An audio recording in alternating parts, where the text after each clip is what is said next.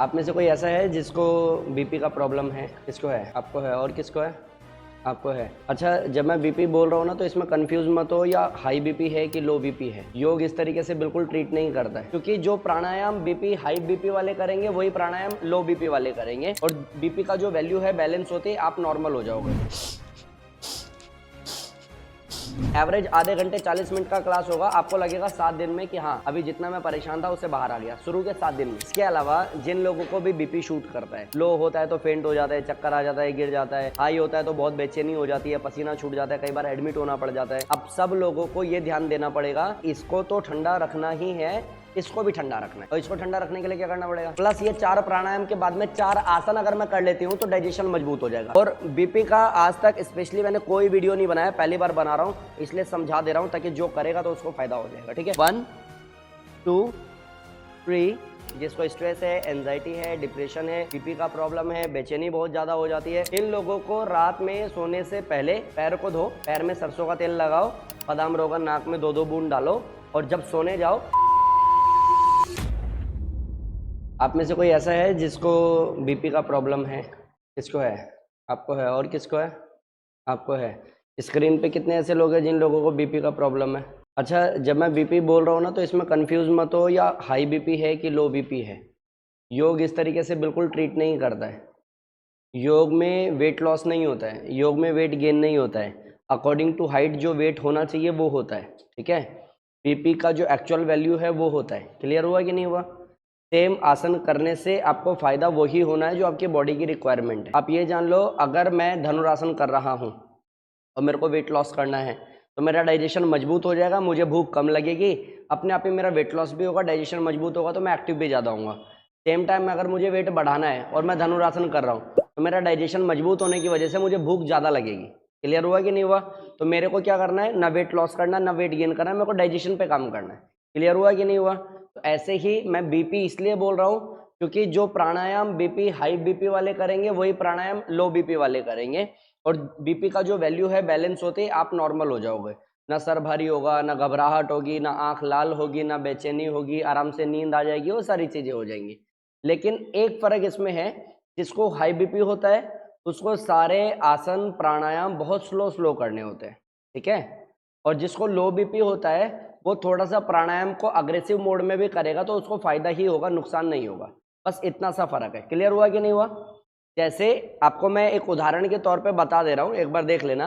अगर मान लेते हैं मुझको लो बीपी है और मेरे को भस्त्रिका करना है तो कैसे?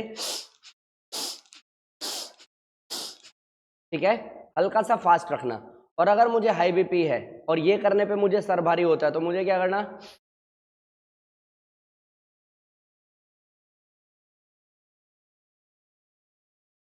क्लियर हो गया? करना मेरे को लगातार 3 मिनट ही है। अगर मुझे हाई बीपी है तो मुझे स्लो करना है, अगर मुझे लो बीपी है तो मुझे थोड़ा सा फास्ट करना है। क्लियर हो गया? एक प्राणायाम जिसको भस्त्रिका प्राणायाम बोलते हैं। दूसरा आप करोगे अनुलोम विलोम। जिन लोगों को भी बीपी का प्रॉब्लम है, जिनको हाई है, उन लोगों को ज्यादा खींचना नहीं है, लाइक इस तरीके से नहीं करना है। उनको क्या करना, जिनको बीपी ऑलरेडी हाई है, क्योंकि ये करते ही सर भारी हो जाएगा, उनको क्या करना, smoothly inhale, smoothly exhale, again inhale deeply and slowly exhale. एक से सांस लिया, दूसरे से छोड़ा, दूसरे से लिया, पहले से छोड़ा। क्लियर हुआ? लेकिन सेम टाइम अगर किसी का बीपी लो है तो थोड़ा फोर्स भी लगा सकता है और वो होल्ड भी कर सकता है। क्लियर हुआ? लाइक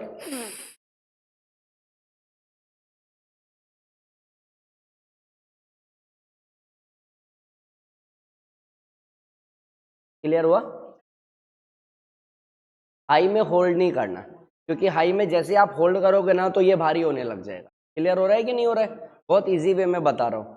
आप एक चीज जान लो कि लो बीपी और हाई बीपी में ही थोड़ा बहुत चेंज करना है, अदरवाइज तो बहुत सारी बीमारी ऐसी है कि ज्यादा हो या कम हो आप बैलेंस करो, आपको कुछ नहीं करना अलग से।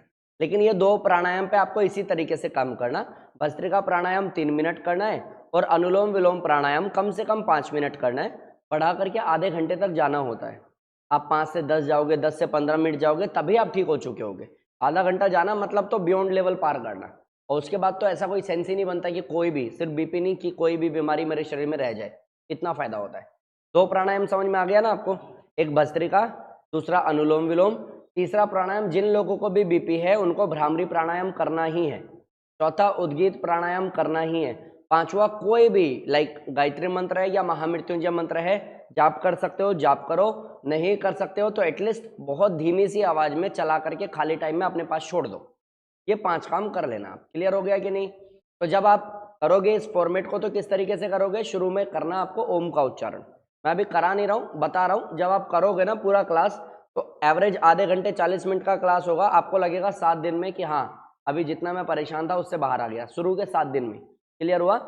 शुरू में आप लोग ओम का उच्चारण करोगे, उसके बाद में आप भस्त्रिका प्राणायाम करोगे, फिर अनुलोम विलोम प्राणायाम करोगे, लास्ट में भ्रामरी प्राणायाम करोगे, एंड ये 4 के बाद में ओम शांति शांति करके क्लास फिनिश कर दोगे।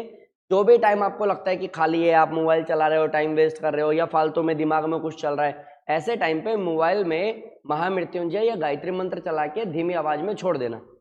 कोई डिस्टर्ब भी नहीं हो रहा और आपको पता भी नहीं चल रहा और वो अपना काम भी कर रहा है। क्लियर हुआ कि नहीं हुआ? तो जिन लोगों को भी इससे रिलेटेड कोई भी प्रॉब्लम आती है ना कि सर जैसे ही बीपी शूट करता है ना एंजाइटी हो जाती है, बीपी शूट करता है बेचैनी हो जाती है, जिसकी वजह से लाइक मतलब कुछ भी काम कर रहा होता हूँ तो उसमें बेस्ट नहीं दे पाता वगैरह वगैरह, इन सब पे तो शुरू के 7 दिन में ही काम हो जाएगा, लेकिन आपको चलना पड़ेगा। तो आपको भस्त्रिका का तरीका पता चल गया, अनुलोम विलोम का तरीका पता चल गया, ओम का उच्चारण जिन लोगों को हाई बीपी है जिनको लो बीपी है करना दोनों को एक सेम है कि लाइक ओ बहुत लंबा नहीं बोलना है, माँ का वाइब्रेशन लंबा होना चाहिए। एक बार साउंड सुन लेना, करना आप लोगों ने ही है, बस मैं बता रहा हूँ। ये आप मुद्रा में बैठते हो इस तरीके से दोनों हाथ को रख के लंबा गहरा सांस लेते हो, आवाज कैसी आती है एक बार देखना।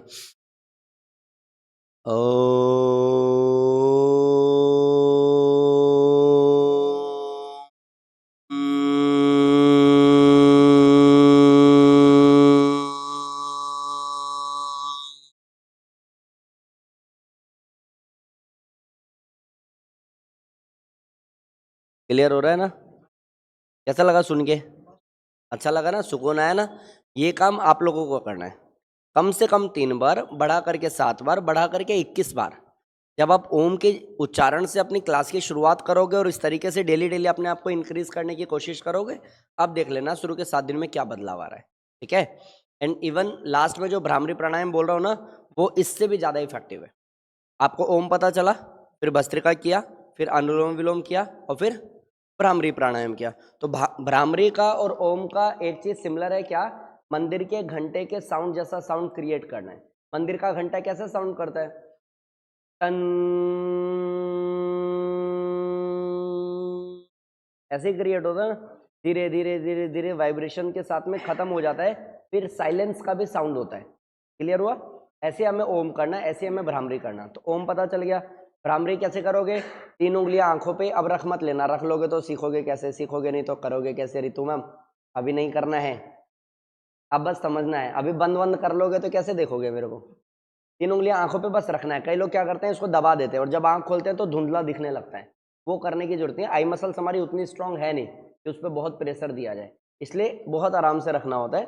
3 उंगलियां आंखों पे रखना होता है, एक फोरहेड पे रखना होता है, अंगूठे से कान को बंद करना होता है, ये जो एक्स्ट्रा पार्ट है इसको दबाना होता है अंदर। ये पोजीशन हो जाता है बाहर का। मुंह के अंदर कैसे करना होता है? अपने दांत को ऐसे रखना होता है। देखो मैं आपको क्लियर कर देता हूँ, आपको पास से समझ। अपने दांतों की पोजीशन ऐसी होनी चाहिए, हाँ, और जीभ अपना टंग जो है वो तालू में लगना चाहिए ऊपर। समझ में आया? जीभ ऊपर लग जाएगा, दांत बंद हो जाएगा, मुंह बंद हो जाएगा, आंख बंद हो जाएगी, कान बंद हो जाएगा। तो जो वाइब्रेशन आप क्रिएट करोगे वो वाइब्रेशन पूरी तरह से आप ही के पास में घूमने वाला है। क्लियर हुआ? उसका भी साउंड इसी तरीके से आने वाला है। आई डोंट नो कि इतना साउंड क्लियर आएगा कि नहीं, बट आई थिंक आप लोग समझ पा रहे हो कि मैं क्या कह रहा हूँ। ठीक है? एक बार मैं करके दिखा दे रहा हूँ, बस देख लो। लंबा सांस लेना होगा,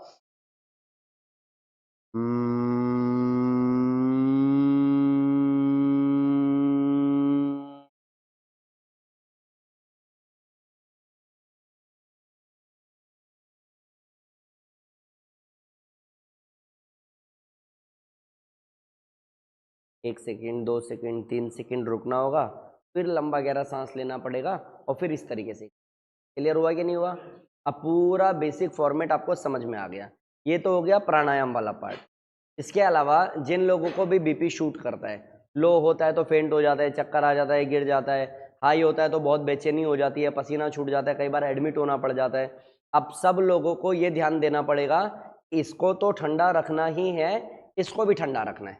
और इसको ठंडा रखने के लिए क्या करना पड़ेगा? पेट को ठंडा और ठीक रखने के लिए क्या करना पड़ेगा? खान पान सुधारना पड़ेगा। और खान पान सुधारना मतलब क्या? पिज्जा, मोमोज, बर्गर, चाउमीन जो मिले नहीं ना। क्या करना पड़ेगा? जितना आप सात्विक खाओगे, जितना आप खाने को चबा करके खाओगे, जितना आप कम खाओगे लेकिन खूब चबाओगे, उसको मथ दोगे, अंदर जाने के बाद में आपको मेहनत नहीं करनी पड़ेगी, ब्लोटिंग आपको नहीं होगी, तो यहाँ से आप वैसे भी ठीक हो जाओगे। क्लियर हुआ? आहार भी और विचार भी। अगर ओवरलोड करोगे ना इस पे या इस पे, तो कभी भी बीपी, शुगर, थायराइड कभी पूरी तरह से ठीक नहीं होगा। और अगर होना होता तो आज तक हो जाना चाहिए था ना, 20 साल से दवाई ले तो रहे। आपको डॉक्टर ने ये तो कह दिया कि गलत नहीं खाना है, खान पान सुधारो, गैस नहीं बननी चाहिए, नहीं तो बीपी शूट होता रहेगा, गैस बनेगी तो ऐसे ही परेशान होते रहोगे।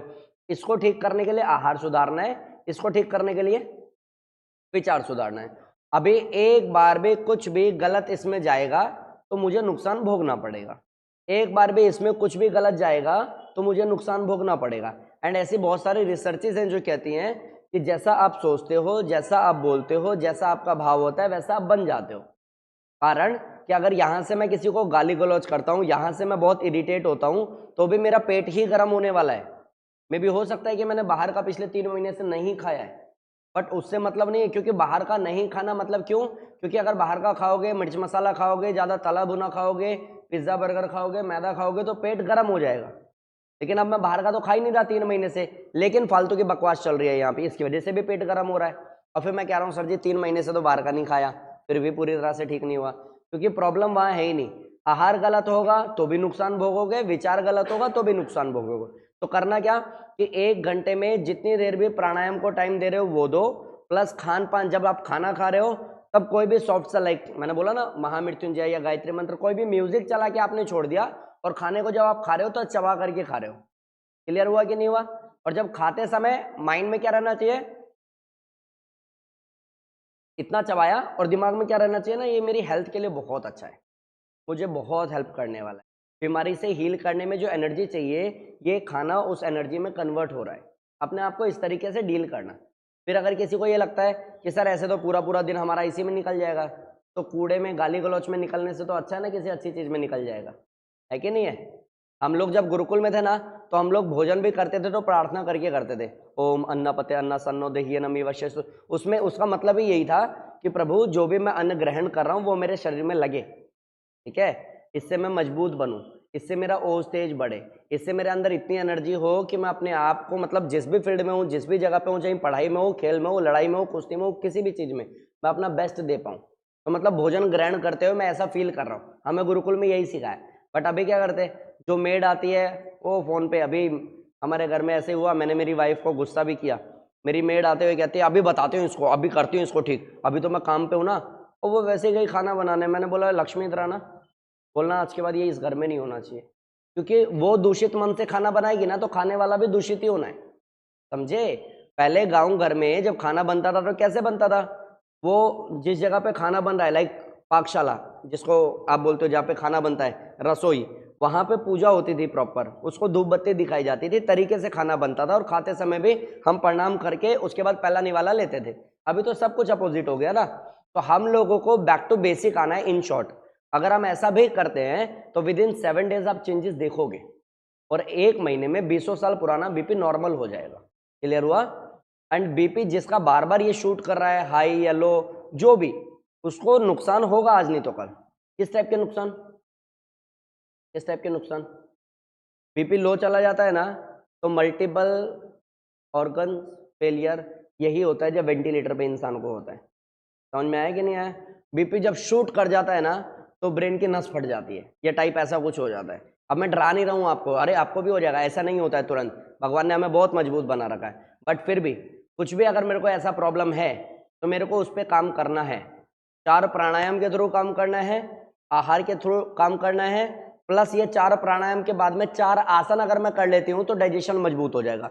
अच्छा, ये जो 4 प्राणायाम है ना, ये दिमाग पे काम कर रहे हैं, वहां से वैसे कूल डाउन रखेंगे उसको। क्लियर हुआ?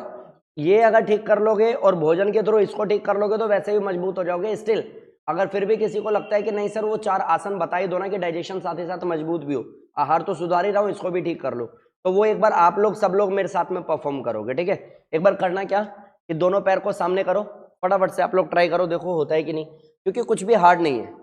और बीपी का आज तक स्पेशली मैंने कोई वीडियो नहीं बनाया, पहली बार बना रहा हूँ, इसलिए समझा दे रहा हूँ ताकि जो करेगा तो उसको फायदा हो जाएगा, ठीक है। चेयर पे भी कर सकते हो, चेयर के वेरिएशंस अलग है, ट्विस्टिंग वगैरह सारी चीजें हो जाती है उस पर भी।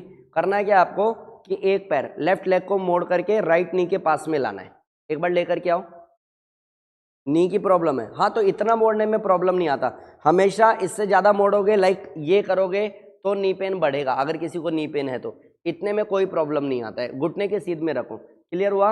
अभी जिस नी को आपने बेंड किया है उसके अपोजिट हैंड से उसको पकड़ो, परफेक्ट। अभी ये वाला हाथ मैक्सिमम पीछे ले जाओ, पूरा ट्विस्ट करो, और इस वाले पैर को, जो आपका पैर नी को बेंड किया हुआ है ना, इसको इतना खींचो कि पेट दब जाए आपका।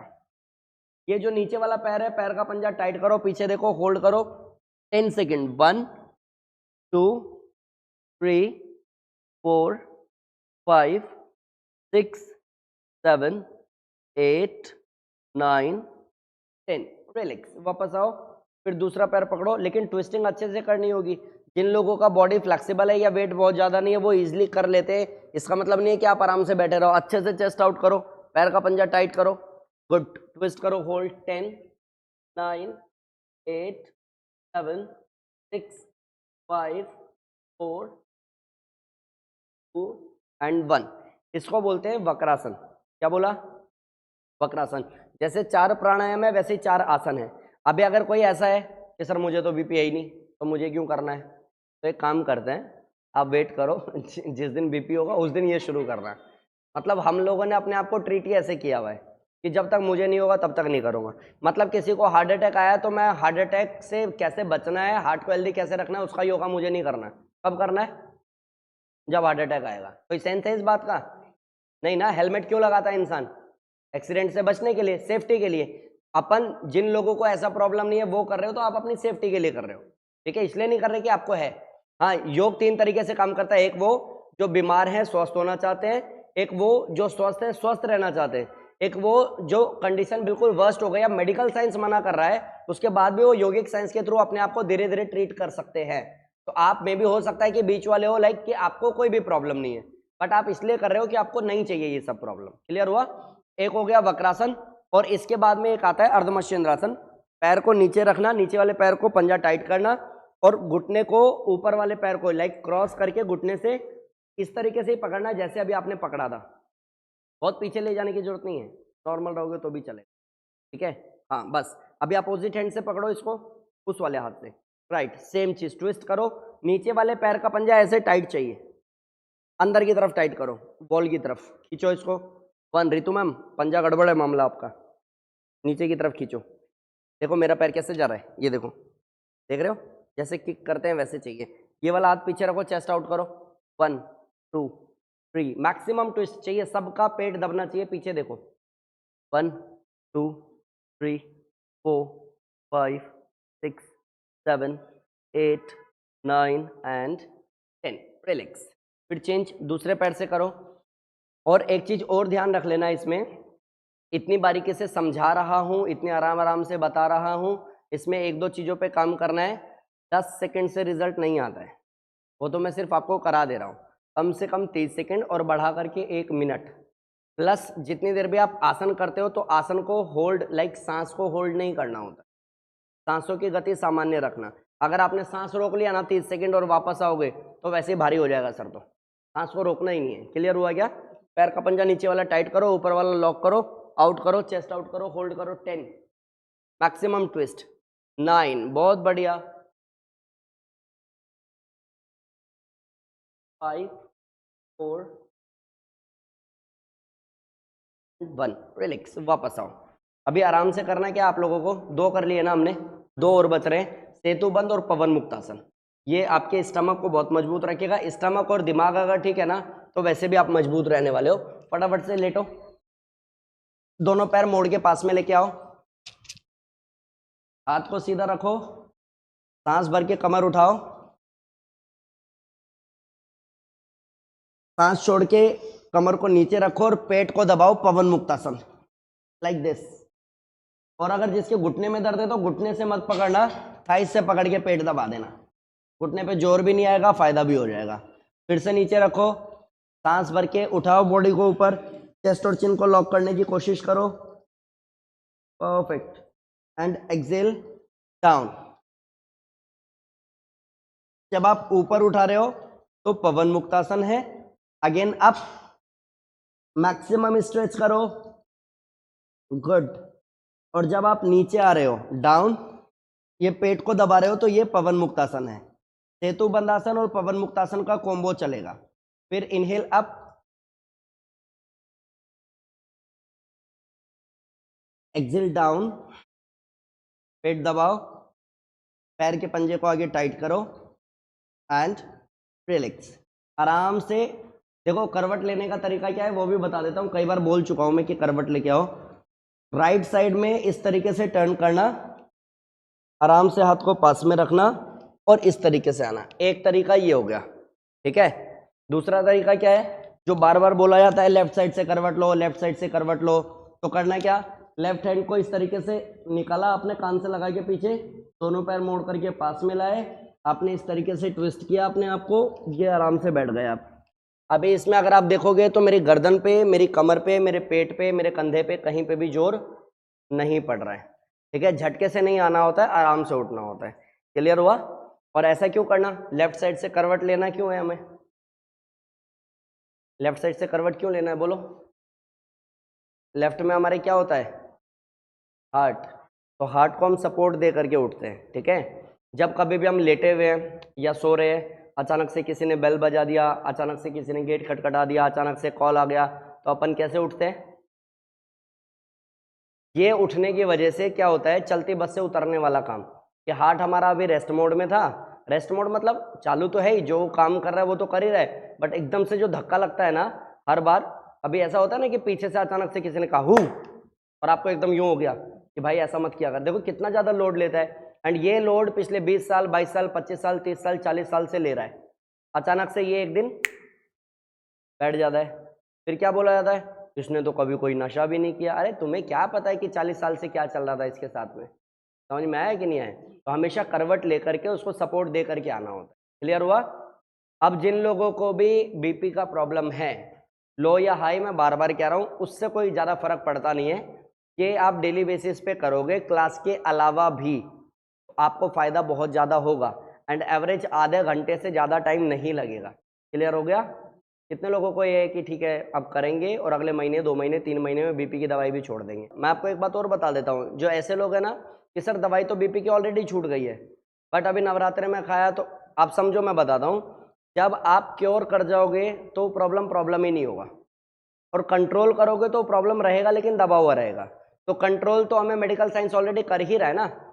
बीपी हाई हो जाए, शुगर बढ़ जाए, सर भारी हो जाए, तो आपको मेडिसिन लेना है या इंजेक्शन लेना है वो रोक देता है उसको, ऐसे ही ना।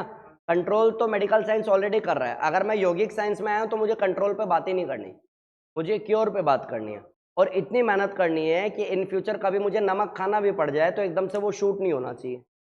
आज मनमोहन योगी तो खा रहा है ना, उसको कहाँ प्रॉब्लम है? क्योंकि मुझे वो परेशानी ही नहीं है। अपने आप को इस पॉइंट तक ले जाना कि अगर मुझे बीपी है, मुझे शुगर है, मुझे थायराइड है, मुझे पेन है, तो सिर्फ वो कंट्रोल नहीं है कि लाइक मेरा नी पेन था अब ठीक हो गया। अच्छा सीढ़ियाँ चढ़ते हो? नहीं नहीं सीढ़ी नहीं चढ़ती। अच्छा वॉक करते हो? नहीं नहीं वॉक नहीं, अरे वो ठीक नहीं हुआ है, वो अभी दबा हुआ है, जिस दिन वापस सीढ़ी चढ़ोगे फिर बढ़ जाएगा। एक मतलब ये कि मैं सीढ़ियाँ कितना भी चढ़ लूँ अब घुटने में दर्द ही नहीं होता, तब तो सेंस समझ में आता है। क्लियर हो गया?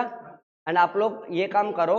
इसके अलावा एक काम और कर लेना, डेली रात को सोते हुए, जिसको स्ट्रेस है, एंजाइटी है, डिप्रेशन है, बीपी का प्रॉब्लम है, बेचैनी बहुत ज़्यादा हो जाती है, इन लोगों को रात में सोने से पहले, लाइक आप बिस्तर पे जाने से पहले पैर को धो, पैर में सरसों का तेल लगाओ, बादाम रोगन नाक में 2-2 बूंद डालो, और जब सोने जाओ तो मन में ओम या गायत्री मंत्र का उच्चारण करते हुए अपने आप को ढीला छोड़ दो, उसके बाद में सो। क्लियर हुआ क्या? तो ये जितनी भी मेहनत करोगे ना, इसमें आपको खुद ही 4 चांद लग जाएंगे, आपको अलग से कुछ नहीं करना पड़ेगा। जल्दी बोलो।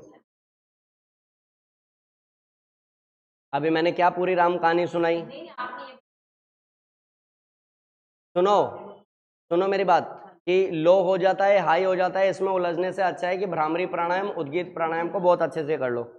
किसी किसी का ऐसा प्रॉब्लम होता है कि ना लो है ना हाई है, कभी भी कुछ भी हो जाता है, कभी हाई चला जाता है तो बहुत ज़्यादा हाई, कभी लो होता है तो बहुत ज़्यादा लो। आपको भ्रामरी प्राणायाम, उद्गीत प्राणायाम, महामृत्युंजय, ये इसको टाइम ज़्यादा देना पड़ेगा फिर, ठीक है। बाकी अनुलोम विलोम फिर कंफ्यूज नहीं होना, फिर ईजी वाला अनुलोम विलोम करना है, बिना होल्ड के करना है। क्लियर हो गया? चलो अब सीधे बैठो, पेट भी कम हो जाएगा। देखो मैं आपको इसमें एक चीज़ और ऐड कर दे रहा हूँ, वैसे ये टॉपिक से बाहर है बट मैं बता दे रहा हूँ। योग का एक बेसिक डेफिनेशन सब लोग जान लो, समत्वम योग उच्चते।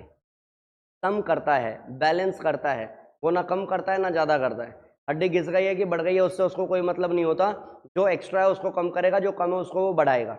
योग इस तरीके से ही काम करता है। तो इसमें आप लोगों के लिए ज़्यादा अच्छी बात है कि अगर ऐसा कोई भी प्रॉब्लम है तो नी पेन बाय मनमोहन योगी वीडियो या फिर क्लास में नी पेन वाला इंप्लीमेंट करो क्लास में डेली बेसिस पे, वो अपने आप ही क्योर कर जाएगा, आपको अलग से कुछ नहीं करना, ठीक है।